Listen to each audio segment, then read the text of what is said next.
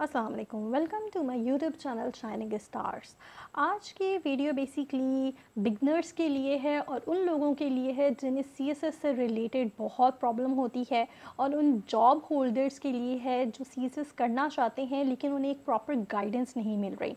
ये वीडियो जो है बेसिकली बेसिक इन्फॉर्मेशन की 3 हिस्सों पर मुश्तमिल होगी, जिसके पहले हिस्से में आपको मैं बेसिक इन्फॉर्मेशन दूंगी, उससे रिलेटेड एवरीथिंग अबाउट सीएसएस में पार्ट 1 में हम डिस्कस करेंगे, जिसमें हम बताएंगे कि सीएसएस है क्या, चीज़ें क्या क्या होती हैं, और इसके बाद क्या ग्रेड्स होते हैं, इसमें होता एग्ज़ामिनेशन कितने स्टेप्स पे होती है, एलिजिबिलिटी क्राइटेरिया क्या है, और कब कब एग्ज़ाम्स आता है, एग्ज़ाम्स के शेड्यूल होते हैं। इसके अलावा जो बहुत से बेसिक इन्फॉर्मेशन जो आपको सीएसएस एस्पिरेंट होने के लिए या बिगनर होने के लिए पता होनी ज़रूरी है, उसके बारे में भी होगा। फिर उसके बाद सेकेंड पार्ट जो होगा उसमें मैं आपको डिस्कस करूँगी आपके साथ जो ग्रुप्स हैं उनके बारे में, ग्रुप सिलेक्शन क्या होता है, एवरीथिंग अबाउट द ग्रुप्स, ठीक है। और थर्ड पार्ट होगा जिसमें मैं आपसे सिलेबस सारा डिस्कस करूँगी, वो बहुत डिटेल वीडियो होगी। तो आपने तीनों पार्ट्स देखने हैं, और अगर अभी तक आपने चैनल मेरा सब्सक्राइब नहीं किया तो सब्सक्राइब कर लें और बेल आइकन ज़रूर दबाएं ताकि आपको मेरी न्यू आने वाली वीडियोस का पता चलता रहे। तो let's begin with this. CSS stands for central superior services exam, ठीक है। ये एक सबसे पाकिस्तान का बड़ा एग्ज़ाम होता है, सबसे बड़ा एग्ज़ाम होता है, और आम तौर पे हर साल हज़ारों की तादाद में बच्चे अप्लाई करते हैं, और कोई तकरीबन लास्ट ईयर अगर 2020 का एस्टिमेशन लें तो 2% बच्चों ने क्लियर किया। उसकी बेसिक वजह क्या होती है, और वो बड़ी बेसिक है और बहुत सिंपल है, वो ये है कि उनकी तैयारी सही नहीं होती है, वो पहले पेपर में ही आउट हो जाते हैं। उसकी रीज़न ये है, वो उस पेपर के अलावा बाकी सारे पेपर्स की तैयारी करते हैं लेकिन पहले पेपर की तैयारी नहीं करते हैं, और उस पर कन्फ्यूज़ होने की वजह से वो उसमें जब आउट होते हैं तो उनका जो मोराल होता है वो बहुत डाउन हो जाता है। तो इसके लिए मैं आपको सिलेबस में सारी गाइडलाइन दूंगी कि आपने करना क्या है, लेकिन आज का क्योंकि हमारा टारगेट है बेसिक के ऊपर तो हम उसी पे फोकस करेंगे।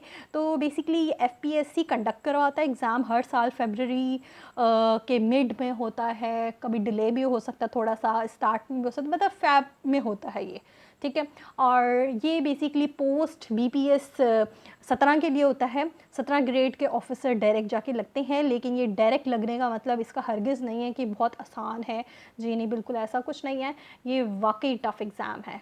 और इसके अंदर तकरीबन कोई 12 ग्रुप्स होते हैं जो कि फ़ेडरल गवर्नमेंट के अंडर आते हैं, और इसकी सबसे अच्छी ख़ासियत ये है कि ये टोटली फेयर फेयर एग्ज़ाम होता है। इसके अंदर किसी किस्म की कोई सिफारिश, इवन सिंगल 1% भी किसी किस्म की सिफारिश नहीं होती है। ये बहुत ज़्यादा क्लियर कट एग्ज़ाम है, इसमें आपका टोटल मेरिट काउंट करता है। जो स्टूडेंट्स बहुत मेहनत करते हैं लेकिन किसी मजबूरी की वजह से या किसी रेफरेंस ना होने की वजह से अपने फील्ड में परस्यू नहीं कर पा रहे, तो वो यहाँ ज़रूर अपनी लक ट्राई करें। लक के साथ साथ डेफिनेटली मेहनत बहुत ज़रूरी है। आप इसको कहें कि 70 to 30% का रेशो चलता है।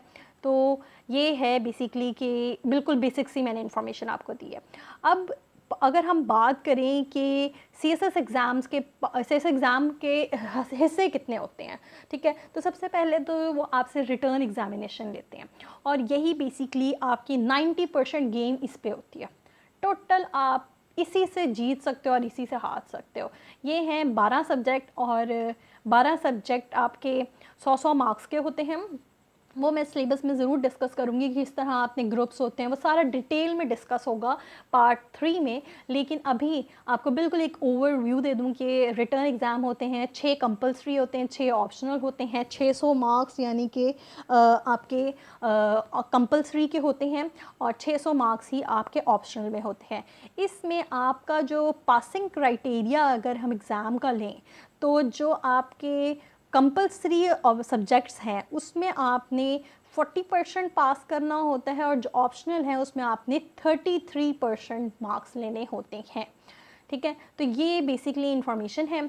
इसके बाद आपका मेडिकल टेस्ट होगा इंशाल्लाह, जब आप क्लियर कर जाएंगे रिटन एग्ज़ाम तो आप मेडिकल टेस्ट है, साइकोलॉजिकल टेस्ट है, देन आपके पास वाइवा आता है और वो 300 मार्क्स का होता है, उसमें मार्जिन कम होता है। आपने जितना खेलना होता है वो अपनी रिटर्न एग्ज़ाम में खेलते हैं।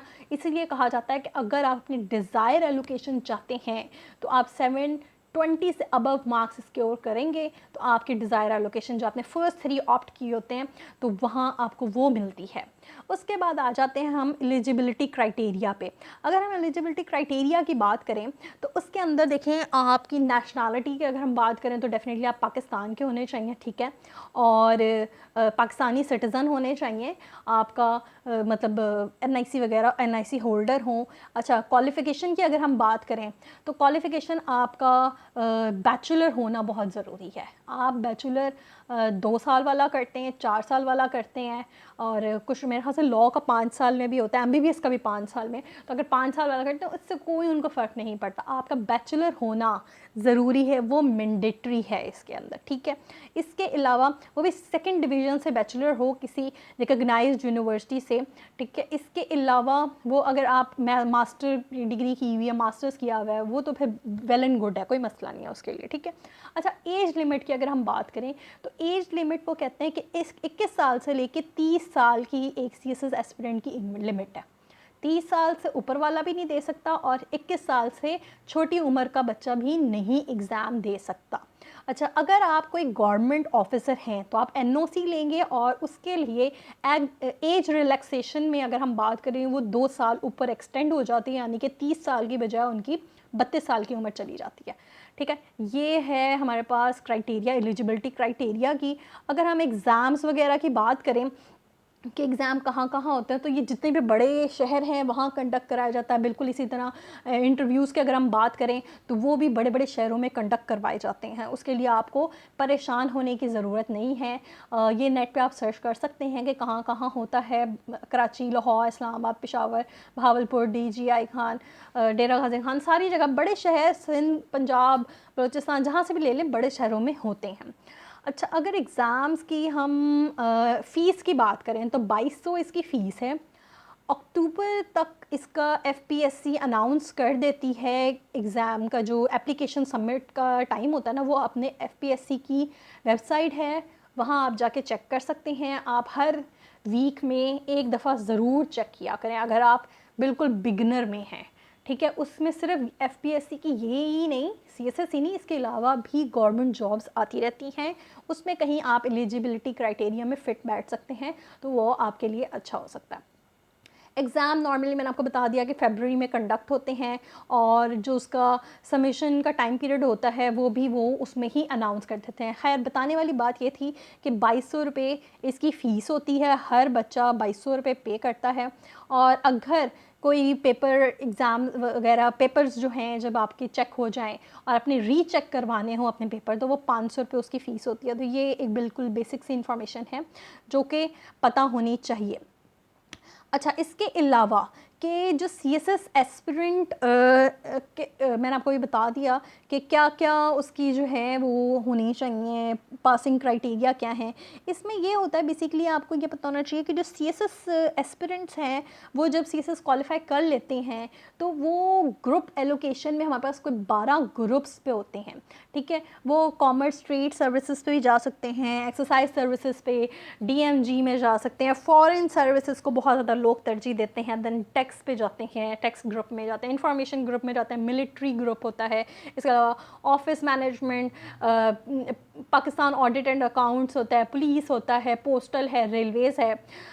नॉर्मली लड़कियों के लिए अगर हम बात करें तो फेवर की जाती है कि जी पोस्टल और रेलवे में जाएं, तो खैर ये एक मिथ भी है। अगर हम बात करें सीएसएस की तैयारी से रिलेटेड तो एक बात आप याद रखिएगा कि सीएसएस का एक बहुत लंबा टाइम पीरियड होता है, ठीक है। इसमें आप 1-2 साल नहीं, आपको अगर आप पहली अटैम्प्ट में नहीं क्लियर हो सके, दूसरी अटैम्प्ट ना सही तो तीसरी अटैम्प्ट, 3 अटैम्प्ट एक बच्चा दे सकता है अपनी एज के मुताबिक। मतलब अगर वो 30 साल से ऊपर नहीं जा रहा और उसके पास टाइम है तो वो उसकी 3 अटैम्प्ट्स जो है वो काउंट की जा सकती हैं। लेकिन एक बात आप ज़िंदगी में याद रखिएगा कि एकेडमी का पढ़ना या ना पढ़ना ये मैटर नहीं करता सीएसएस में, लेकिन सीएसएस में ये बात ज़रूर मैटर करती है कि आपकी ज़िंदगी में एक मेंटोर का होना बहुत ज़रूरी है। मेंटोर आपका जो है वो बहुत आपकी ज़िंदगी में इम्पॉर्टेंट है अगर आप CSS एस्पिरेंट हो। उसकी रीज़न ये है कि वो आपको बहुत करेक्ट किस्म का गाइड करेगा कि आपने जाना कहाँ है, आपकी फ्लॉस को, लेकुनास को वो आपको हाईलाइट करेगा कि आपने करना क्या। अच्छा, एक मिथ और भी है CSS के बारे में कि जी आपका CSS है वो कितना इम्पॉर्टेंस रखता है करंट अफेयर्स का, या IR के स्टूडेंट्स अगर IR ऑप्ट करते हैं तो IR से रिलेटेड या फिर इंग्लिश से रिलेटेड। तो लोग आमतौर पे कहते हैं कि इंग्लिश की इतनी इम्पोर्टेंस अब नहीं रही, लेकिन करंट अफेयर्स की बहुत ज़्यादा इंपॉर्टेंस रही है। आमतौर पे अकेडमीज़ में यही बातें समझाई जाती हैं, मैं इस बात को डिनाई करती हूँ। मुझे लगता है कि इंग्लिश की अगर मैं सब्जेक्ट्स को एक तरफ रखूं, एक तराजू में अगर इंग्लिश रखूं तो दूसरे तराजू में बाकी के 11 सब्जेक्ट्स रखूं तो इक्विवेलेंट बैठता है। तो आप यूँ समझें कि करंट अफेयर्स नो डाउट बहुत इंपॉर्टेंट है, आप करंटली अपडेट हों, आप बाकी सब्जेक्ट्स में फिर निकल जाओगे। लेकिन इंग्लिश में अगर आपकी इंग्लिश बेसिक स्ट्रक्चर नहीं ठीक है, आपका इंग्लिश प्रॉपरली ठीक नहीं है, तो आप अपने एग्ज़ाम नहीं पास कर सकते। तो ये थी एक बेसिक सी इंफॉर्मेशन CSS से रिलेटेड, जो कि आपका पार्ट 1 में मैंने क्लियर की। पार्ट 2 में इंशाल्लाह मैं आपको ग्रुप की मज़ीद डिटेल्स में बताऊंगी कि इनके कहाँ कहाँ तक जाता है। इसको आपको आमतौर पे बच्चों को इसको सिलेक्शन में बहुत ज़्यादा प्रॉब्लम आ रही होती है, तो इसके बारे में मैं बहुत डिटेल में बताऊंगी। ठीक है, अगर आपको मेरी वीडियो पसंद आए लाइक और सब्सक्राइब ज़रूर करें, बेल आइकन को ज़रूर दबाएं ताकि आपको मेरी न्यू आने वाली वीडियोस का पता चलता रहे। टिल देन, अल्लाह हाफिज़, stay tune, stay with us, अल्लाह हाफिज़।